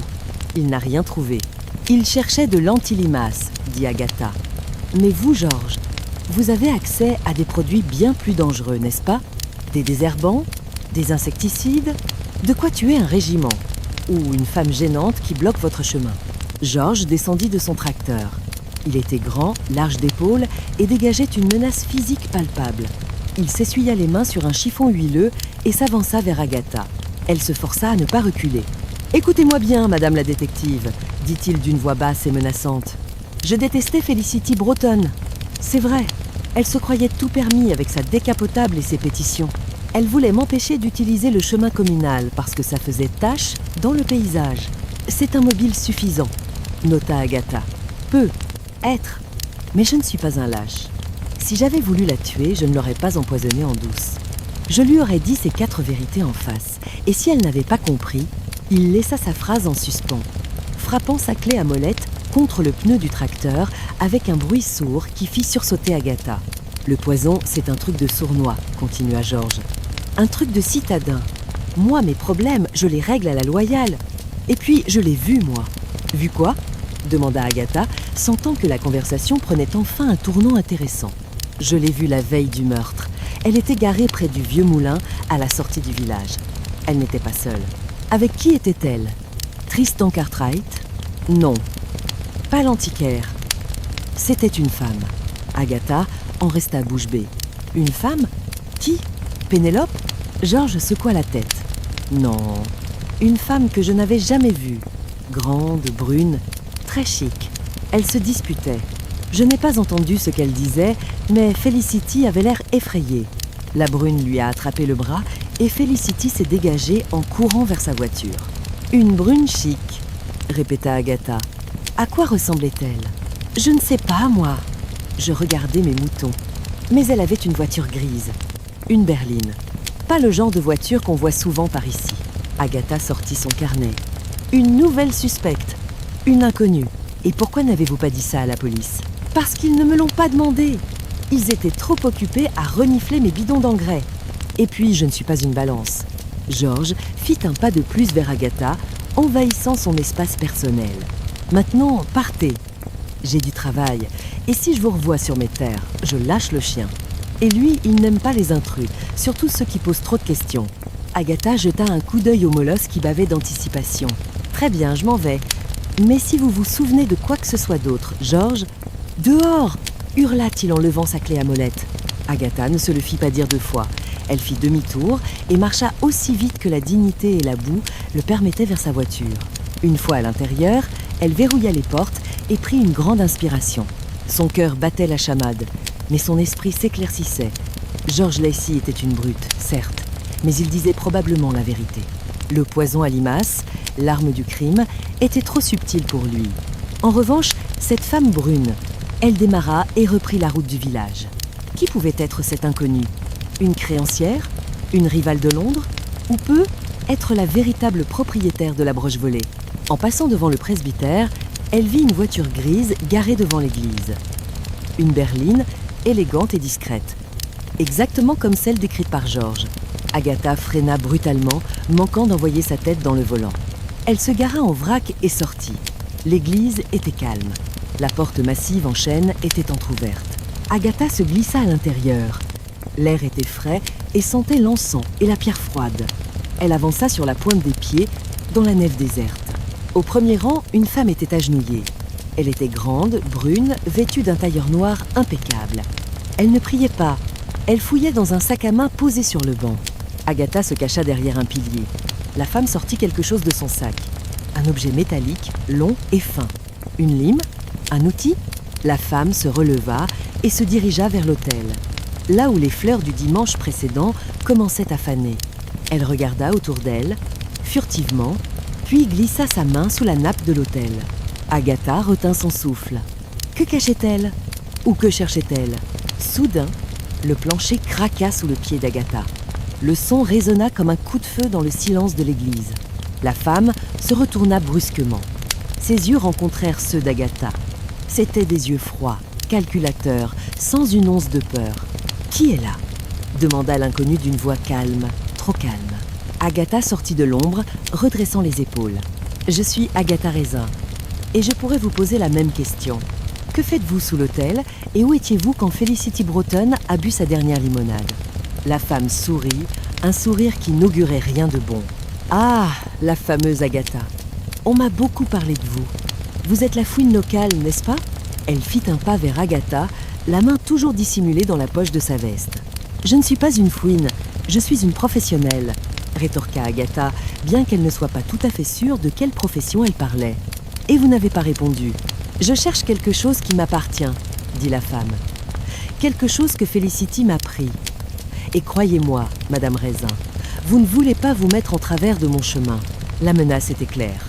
Agatha réalisa qu'elle était seule, dans une église vide, face à une inconnue potentiellement dangereuse, et que sa seule arme était son sac à main et son esprit vif. Elle espéra que cela suffirait. Chapitre 8. La Dame en noir. L'inconnu fit un pas de plus vers Agatha, ses talons claquant sinistrement sur les dalles froides de l'église St. Mirren. La lumière tamisée des vitraux projetait des ombres colorées sur son visage, le rendant tour à tour angélique et démoniaque. « Je m'appelle Veronica Vane, dit-elle d'une voix glaciale, et je suis ici pour récupérer mon bien, une broche, un bouquet de pierres précieuses que votre chère Felicity m'a volé. » Agatha recula d'un pas, heurtant le dossier d'un banc de prière. Volée, Felicity était une recelleuse, pas une voleuse à l'étalage. « Nuance sémantique », répliqua Veronica avec un petit rire méprisant. Elle devait vendre la broche pour moi. Au lieu de cela, elle s'est enfuie dans ce trou perdu, pensant pouvoir jouer à la châtelaine avec mon capital autour du cou. J'ai essayé de la raisonner hier, près du moulin. Elle a refusé de me la rendre. Elle a dit qu'elle l'avait cachée en lieu sûr, dans la maison de Dieu, là où personne n'oserait fouiller. Agatha jeta un coup d'œil vers l'autel. « Et vous pensez qu'elle est ici ? Sous la nappe ? J'ai cherché partout, » siffla Veronica, perdant soudain son calme. « Sous l'autel, dans les coussins, derrière les statues poussiéreuses. Rien. Il ne reste qu'un seul endroit. » Son regard se posa sur la lourde porte en chêne de la sacristie, située derrière le chœur. « La sacristie », murmura Agatha. « Exactement. Mais la porte est fermée à clé. Et je n'ai pas l'intention de fracturer une porte d'église. Ça porte malheur. » En revanche, Veronica plongea de nouveau la main dans son sac. Agatha se prépara au pire, imaginant un pistolet silencieux ou un couteau à cran d'arrêt. Mais Veronica sortit un simple trousseau de clés. « J'ai emprunté ceci dans le sac à main de votre amie, la femme du pasteur, pendant qu'elle était occupée à pleurer au presbytère. »« Vous avez volé les clés de Margaret ?» s'indigna Agatha. « Vous êtes monstrueuse. Je suis pragmatique. Maintenant, Madame Raisin, vous allez m'être très utile. Vous allez entrer là-dedans et chercher pour moi. »« Et pourquoi ferais-je ça ?»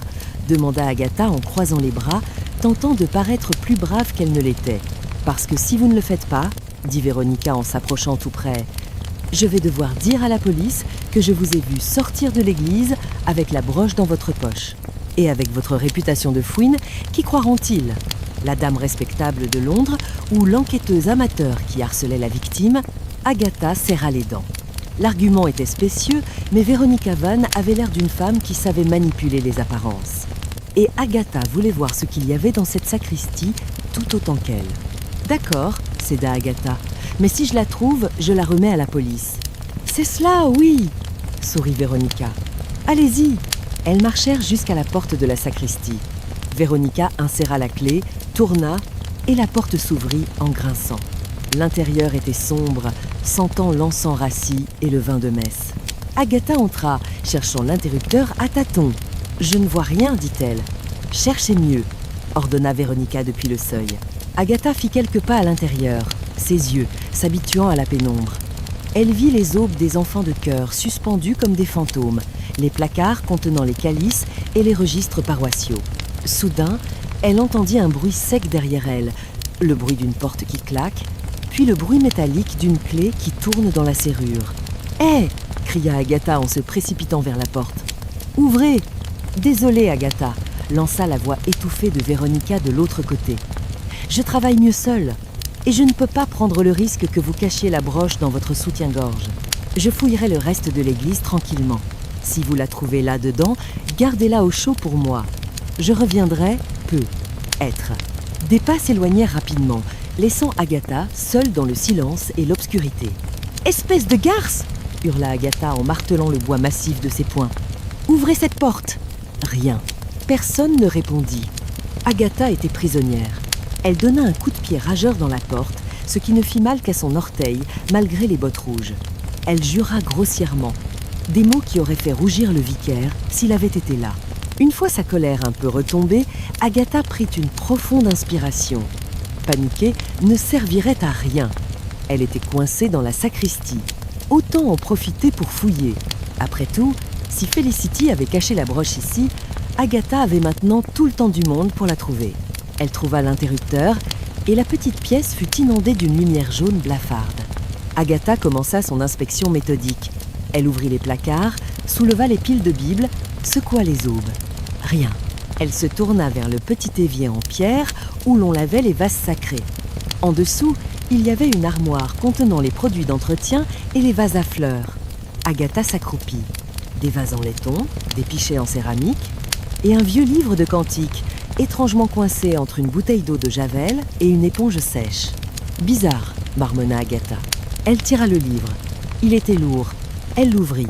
Les pages avaient été grossièrement évidées au cutter, formant une cachette secrète au milieu des hymnes à la gloire du Seigneur.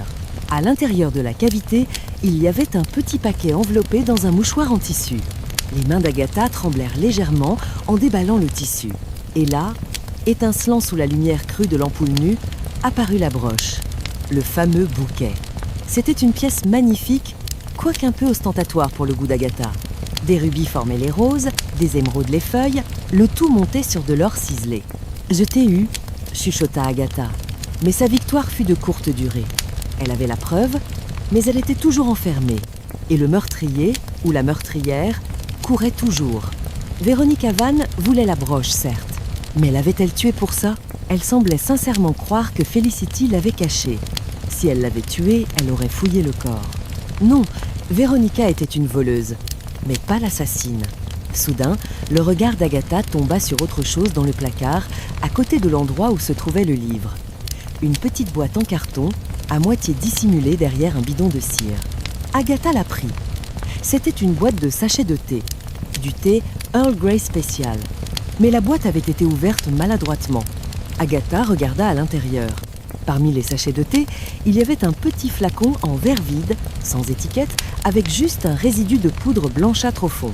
Elle le porta prudemment à son nez. Une odeur chimique, âcre, pas de l'antilimace. Quelque chose de plus fort, de l'arsenic, de la strychnine ou un puissant désherbant agricole concentré.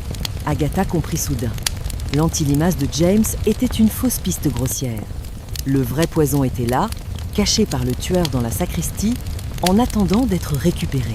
Le tueur savait que la sacristie était peu fréquentée en semaine. Mais qui avait accès à la sacristie?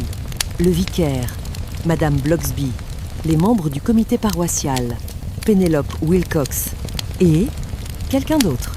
Agatha se souvint d'un détail. Lors de la fête, juste avant le discours, elle avait vu quelqu'un sortir de l'église par la porte latérale, celle qui donnait près de la sacristie. Quelqu'un qui portait un grand sac. Elle ferma les yeux, essayant de retrouver l'image dans sa mémoire. Ce n'était pas Pénélope. Ce n'était pas Tristan. C'était Roy Silver. Non, impossible. Roy était son ami. Il était agaçant, lâche et snob, mais pas meurtrier. Et il n'avait aucune raison de tuer Felicity. Agatha secoua la tête. Elle divaguait. L'enfermement lui portait sur les nerfs. Elle regarda autour d'elle pour trouver une sortie.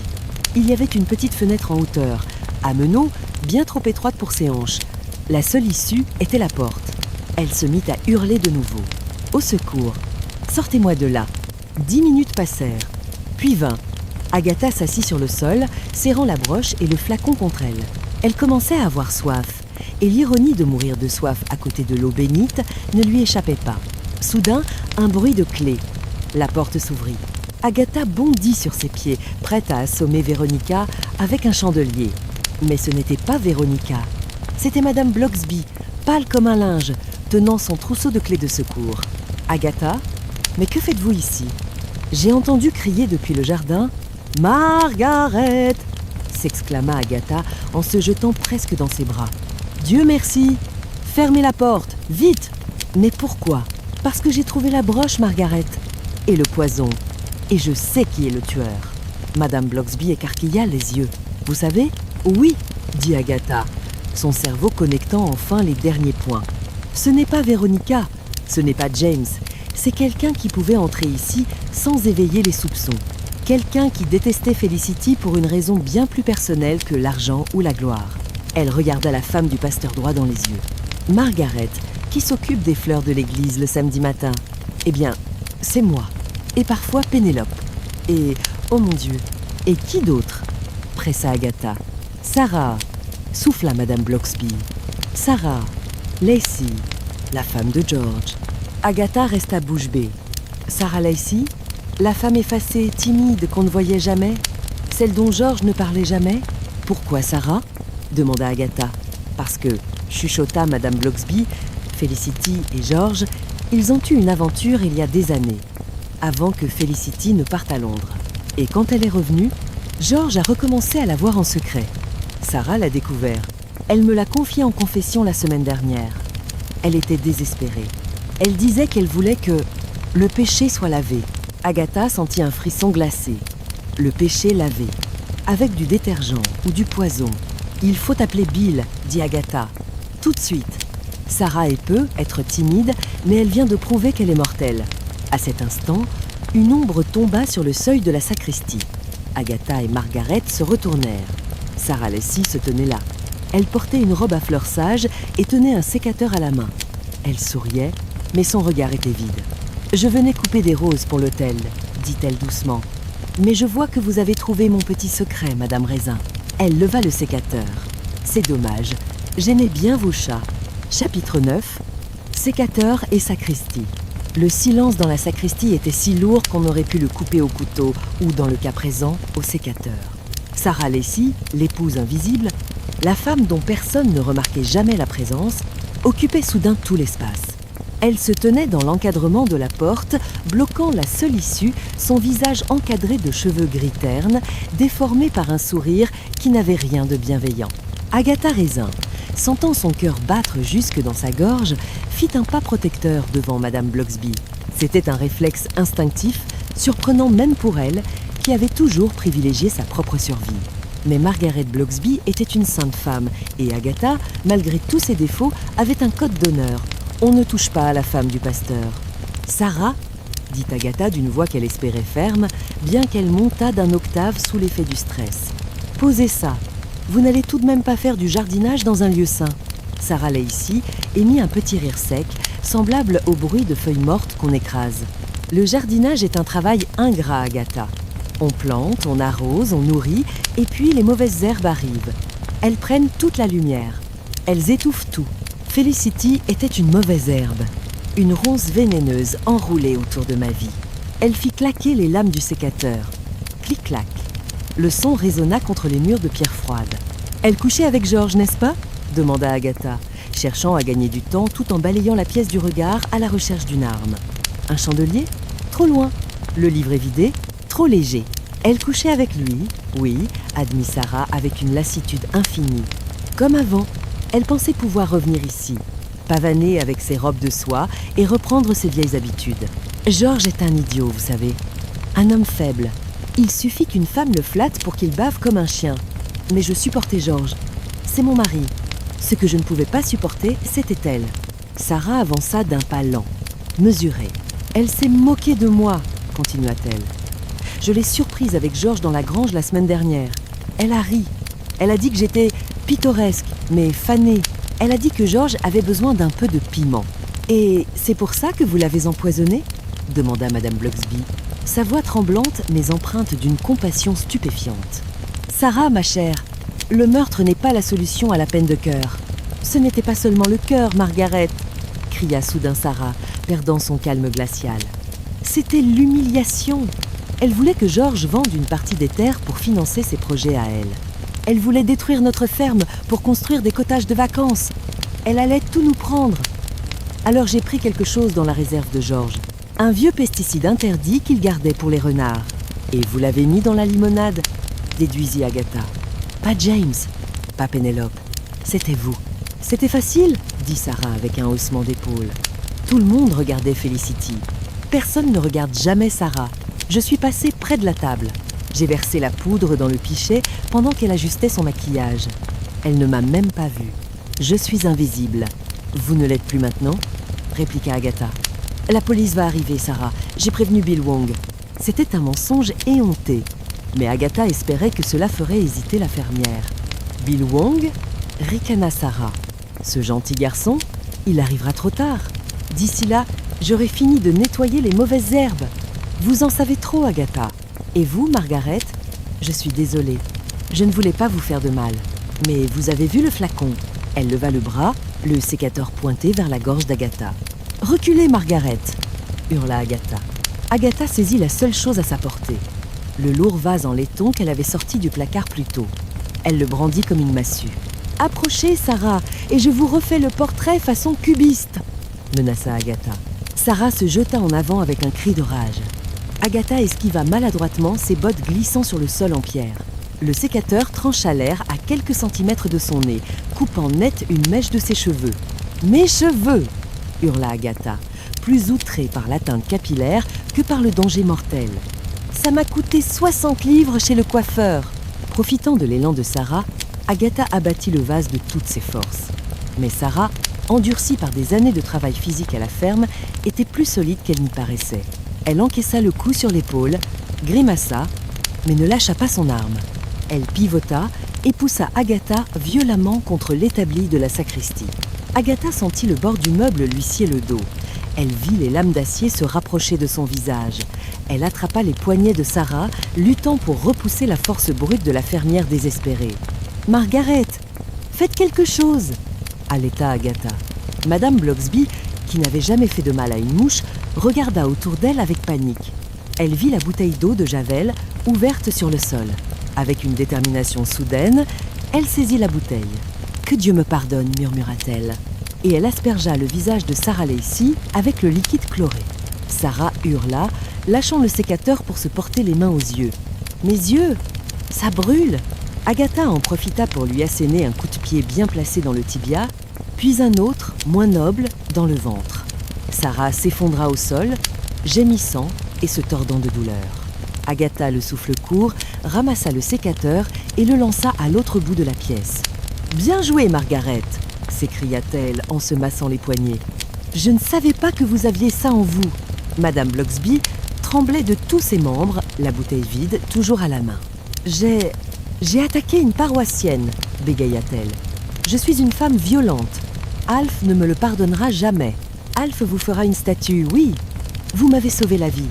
Et la vôtre par la même occasion. » À cet instant, la porte de l'église s'ouvrit à la volée. Des pas précipités résonnèrent dans la nef. « Agatha ? Madame Blocksby ?» cria une voix familière. Bill Wong déboula dans la sacristie, suivi de 2 agents en uniforme. Il s'arrêta net devant le spectacle. Agatha échevelée tenant un vase cabossé, Madame Blocksby livide tenant une bouteille d'eau de Javel et Sarah Lacey recroquevillée au sol. « Bon sang, Agatha !» dit Bill en baissant son arme. « Je ne peux pas vous laisser seule 5 minutes ? Tu arrives après la bataille, comme la cavalerie dans les mauvais westerns. » répliqua Agatha en s'affaissant contre le mur, ses jambes se dérobant soudain sous elle. Les agents menottèrent Sarah, qui pleurait doucement, murmurant le nom de George. Bill s'approcha d'Agatha. « Ça va ? Vous n'êtes pas blessée ? Juste mon amour-propre. Et ma coiffure ? Comment as-tu su qu'on était là ? C'est Roy, expliqua Bill. Il m'a appelé de Londres. Il a dit que tu étais partie en mode commando à l'église et qu'il avait un mauvais pressentiment. Et puis, nous avons arrêté Véronica Venn à la gare. Elle essayait de prendre le train pour Paris. Elle nous a dit que vous étiez enfermés ici. Elle espérait sans doute qu'on vous trouverait avant que vous ne mouriez de faim, mais elle voulait s'assurer une bonne avance. Agatha sourit. Roy, ce traître adorable, l'avait sauvée à distance. Et Véronica Venn avait eu un éclair de conscience, ou peu, être juste la peur d'être complice de meurtre par négligence. Sarah a avoué, dit Agatha en désignant la femme au sol. C'est elle qui a empoisonné la limonade. Jalousie et un vieux pesticide agricole. Bill secoua la tête. C'est toujours les plus calmes, soupira-t-il. George Lacy est en garde à vue aussi, pour obstruction. Il savait probablement ce qu'elle avait fait, ou il s'en doutait. Agatha regarda Sarah être emmenée par les policiers. Elle ne ressentait pas le triomphe habituel. Juste une grande fatigue et une tristesse pour cette vie gâchée par l'amertume. « Eh bien, dit-elle en époussetant sa veste. « C'est fini ?»« Pas tout à fait, dit Bill en pointant du doigt le livre évidé sur l'établi. « Qu'est-ce que c'est ?» Agatha prit la broche étincelante et la fit briller sous le nez du policier. « Ça, mon cher Bill, c'est le bouquet. La preuve que Felicity n'était pas une sainte et la raison pour laquelle Veronica Vane était ici. C'est une pièce à conviction. Et c'est aussi, accessoirement, le bijou le plus laid que j'ai jamais vu. » Bill sourit, un sourire de soulagement. « Allez, Agatha, je vous ramène. Je crois que vous avez mérité un verre. » « Un verre ?» s'indigna Agatha en attrapant le bras de Madame Blocksby pour la soutenir. « Bill, après une journée pareille, il me faut la bouteille entière. Et Margaret vient avec moi. Elle a besoin d'un remontant après son baptême, du feu à l'eau de Javel. » Elles sortirent de l'église, laissant derrière elles l'odeur de chlore et de roses fanées. Dehors, la nuit était douce, les étoiles brillaient au-dessus de Carceli, indifférentes aux drames humains. Agatha prit une grande bouffée d'air frais. Elle était vivante. Elle avait résolu l'affaire. Et, plus important encore, James Lacy n'était pas un meurtrier. « Dites-moi, Margaret, » demanda Agatha alors qu'il marchait vers la voiture de police. « Pensez-vous que James sera impressionné par mon courage ?» Madame Blocksby sourit faiblement. « Je pense, Agatha, qu'il sera surtout soulagé que vous n'ayez pas utilisé son anti-limace pour autre chose que vos ostas. » Agatha éclata de rire. C'était bon de rire. C'était le son de la vie qui reprenait ses droits à Carceli jusqu'au prochain cadavre. Chapitre 10. Paix, sympathie et un dernier adieu. Une semaine après l'arrestation spectaculaire de Sarah Lacy dans la sacristie, le village de Carceli avait retrouvé son rythme somnolent, semblable au ronronnement d'un gros chat bien nourri au coin du feu. Les rubans de police avaient disparu du pré du presbytère. L'herbe avait été tondue, effaçant les dernières traces de limonade renversée et de drames humains. Pourtant, au Red Lion, le pub local, l'affaire alimentait encore toutes les conversations. C'était l'heure sacrée de l'apéritif. Et Agatha Raisin, installée à sa table habituelle près de la fenêtre, savourait son triomphe autant que son gin tonic. « Je l'avais dit », pontifiait Fred le boucher, accoudé au bar. « Je me méfie toujours des gens trop calmes. C'est comme l'eau qui dort. Sarah Lacy, qui l'aurait cru ? Une femme qui n'osait pas demander une livre de saucisses sans rougir. C'est la jalousie, soupira Madame Sims, la postière. Ça vous ronge de l'intérieur. Et avec une femme comme Felicity Broughton qui se pavanait sous son nez ? Pauvre Sarah. Elle a craqué. Agatha écoutait ce cher villageois avec une satisfaction non dissimulée. Pour une fois, elle n'était pas le sujet des ragots, mais l'héroïne qui avait rétabli l'ordre. Elle avait, bien entendu, légèrement embelli son rôle dans les récits qu'elle distillait généreusement à qui voulait lui payer un verre. Dans sa version, elle avait désarmé Sarah par une prise de judo mental et non en se faisant sauver par une femme de pasteur armée d'eau de Javel. Bill Wong entra dans le pub, l'air détendu pour la première fois depuis des jours. Il commanda une pinte et rejoignit Agatha. « Alors, Agatha, vous profitez de votre gloire ?»« Je ne parlerai pas de gloire, Bill, » répondit-elle en remettant une mèche de cheveux en place. « Disons simplement que la justice a prévalu grâce à un travail d'équipe efficace. » Bill sourit dans sa bière. « C'est gentil d'inclure la police dans votre équipe. Au fait, j'ai des nouvelles. Sarah Lacy a plaidé coupable. Ses avocats vont plaider la folie passagère et la provocation. George, lui, a été relâché. Mais il a pris une sacrée amende pour détention de produits interdits. Il est retourné à sa ferme. Il paraît qu'il vit reclus, la honte au front. Et Veronica Vane, demanda Agatha, extradée vers Londres. Il s'avère qu'elle et Felicity avaient monté une petite entreprise très lucrative de recel d'objets d'art volés. La broche a été rendue à ses propriétaires légitimes, une vieille famille aristocratique qui ignorait même qu'elle avait disparu du fond de leur coffre. « Quelle histoire sordide !» commenta Agatha. « Tout ça pour des pierres qui brillent. En parlant de choses qui brillent, dit Bill avec un clin d'œil, j'ai vu James Lacy acheter une très belle bouteille de vin à l'épicerie tout à l'heure. Il m'a demandé si je savais si vous étiez chez vous ce soir. » Le cœur d'Agatha fit un bond dans sa poitrine, manquant de renverser son gin. Vraiment? Il a demandé après moi? Oui. Il avait l'air reconnaissant. Après tout, vous lui avez évité une inculpation pour meurtre. C'est le genre de choses qui crée des liens. Agatha termina son verre d'un trait. Je dois y aller, Bill. J'ai des chats à nourrir. Elle sortit du pub sous les salutations respectueuses des piliers de bar et marcha d'un pas vif vers son cottage. L'espoir, cette petite chose cruelle et tenace, refleurissait en elle. James venait ce soir, avec du vin. C'était un signe. C'était fois le fois signe. Arrivée chez elle, elle trouva Hodge et Boswell endormis sur le canapé. Debout, les parasites, lança-t-elle joyeusement. « Maman va avoir de la visite. Il faut que tout soit parfait. » Elle chassa les chats, lissa les coussins, vérifia qu'aucune trace de poil ne traînait sur ses vêtements et courut à la salle de bain. Elle se remaquilla avec soin, optant pour un rouge à lèvres audacieux mais pas vulgaire, et s'aspergea de son parfum le plus coûteux. Elle descendit dans sa cuisine, sortit 2 verres en cristal et attendit. 10 minutes passèrent, puis 20. Agatha commençait à s'agiter, faisant les 100 pas entre la fenêtre et la table basse. Boswell la regardait avec un dédain manifeste, semblant dire « Encore en train d'attendre le mal? Tu n'apprendras donc jamais ?» Soudain, on frappa à la porte. Agatha prit une grande inspiration, composa un visage de surprise ravie et alla ouvrir. C'était James. Il était rasé de frais, portait une chemise propre et tenait effectivement une bouteille de Bordeaux à la main. « Bonsoir, Agatha !» dit-il avec ce sourire un peu gauche qui la faisait fondre. « Je ne te dérange pas ?»« Pas du tout, James. Entre. » « Je lisais simplement un ouvrage sur la géopolitique, » mentit-elle effrontément. James entra dans le salon. Il regarda autour de lui, semblant chercher ses mots. « Je voulais te remercier, Agatha, pour tout. Bill m'a raconté ce que tu as fait. Aller voir George, affronter Sarah. Tu as pris des risques insensés pour prouver mon innocence. C'était naturel, » dit Agatha en s'asseyant et en lui faisant signe de faire de même. « Je savais que tu étais innocent. Tu es incapable de tuer une mouche. Alors une femme, même une manipulatrice comme Felicity. » James grimaça au nom de la défunte. « J'ai été stupide, » admit-il en débouchant la bouteille. « Je me suis laissé flatter. Elle semblait si intéressée par mes livres. J'ai cru que j'avais enfin trouvé quelqu'un qui comprenait ma passion pour les voyages. » Il versa le vin dans les verres. Agatha sentit le moment approcher.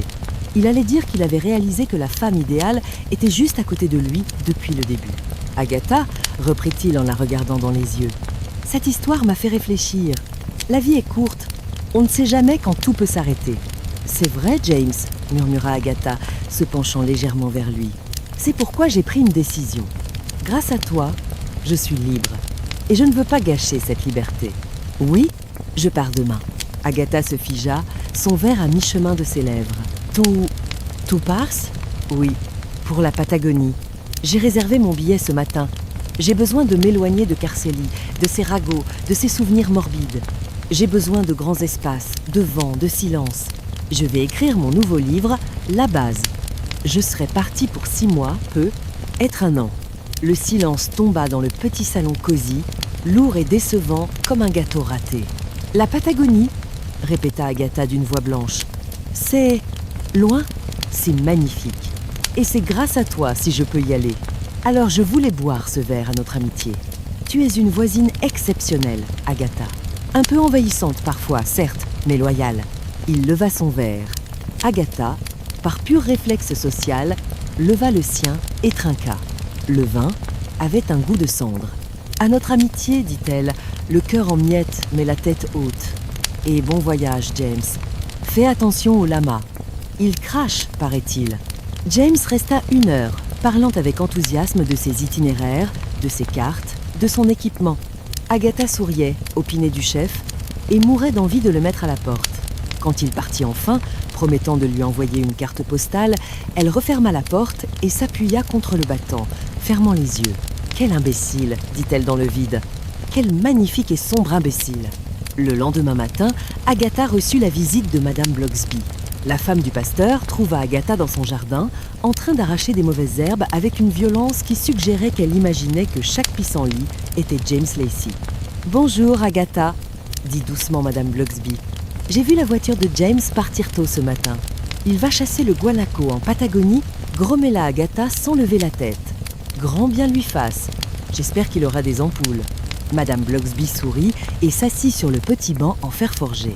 Vous savez, Agatha, dit-elle, parfois les gens partent pour mieux revenir. Et parfois, ils partent parce qu'ils ont peur de ce qui est juste devant eux. Agatha s'arrêta, une racine à la main. Vous croyez ? Je crois que James tient à vous bien plus qu'il ne veut l'admettre, même à lui-même. Il a besoin de temps. Et vous, ma chère, vous avez besoin de repos. Vous avez sauvé le village. Vous avez sauvé James. Vous avez même sauvé mon âme en m'empêchant de devenir une meurtrière au sécateur, bien que l'usage de l'eau de Javel pèsera sur ma conscience encore un moment. Agatha s'essuya le front du revers de sa main gantée de terre. Vous avez été formidable, Margaret. Qui aurait cru que la femme du pasteur était une guerrière ninja ? Elles rirent ensemble, un rire clair qui chassa les derniers nuages de mélancolie. Venez prendre le thé, proposa Madame Blocksby. J'ai fait des scones. Et j'ai entendu dire que Roy Silver avait envoyé un colis de Fortnum, Mason, pour s'excuser de vous avoir abandonné. Du thé et des cadeaux ? S'illumina Agatha. Eh bien, qu'est-ce qu'on attend ? Elle laissa ses outils de jardinage en plan. Après tout, les mauvaises herbes repousseraient toujours, tout comme les chagrins d'amour. Mais l'amitié, le thé et la promesse d'une nouvelle intrigue à dénouer, c'étaient les vraies constantes de la vie à Carcely. Agatha jeta un dernier regard vers le cottage vide de James. « Au revoir, James », murmura-t-elle. « Et quand tu reviendras, attends-toi à ce que j'ai changé les serrures de mon cœur. Ou au moins, que j'ai trouvé un prétendant français beaucoup plus glamour pour te rendre jaloux. » Elle rejoignit Madame Blocksby. Et ensemble, elles remontèrent l'allée bordée de roses, deux femmes dissemblables, unies par les secrets d'un petit village anglais où rien n'était jamais tout à fait tranquille. Hodge et Boswell, observant la scène depuis la fenêtre du premier étage, échangèrent un regard félin. L'humaine était de bonne humeur. La gamelle serait pleine ce soir. Pour eux, c'était tout ce qui comptait, et c'était la seule fin heureuse dont ils avaient besoin. Merci d'avoir accompagné Agatha dans cette délicieuse mésaventure. Si vous avez aimé l'histoire, faites-le nous savoir dans les commentaires, et pourquoi pas la partager avec un ami qui aime un bon meurtre, accompagné d'une tasse de thé. À la prochaine fois, restez curieux et bien au chaud.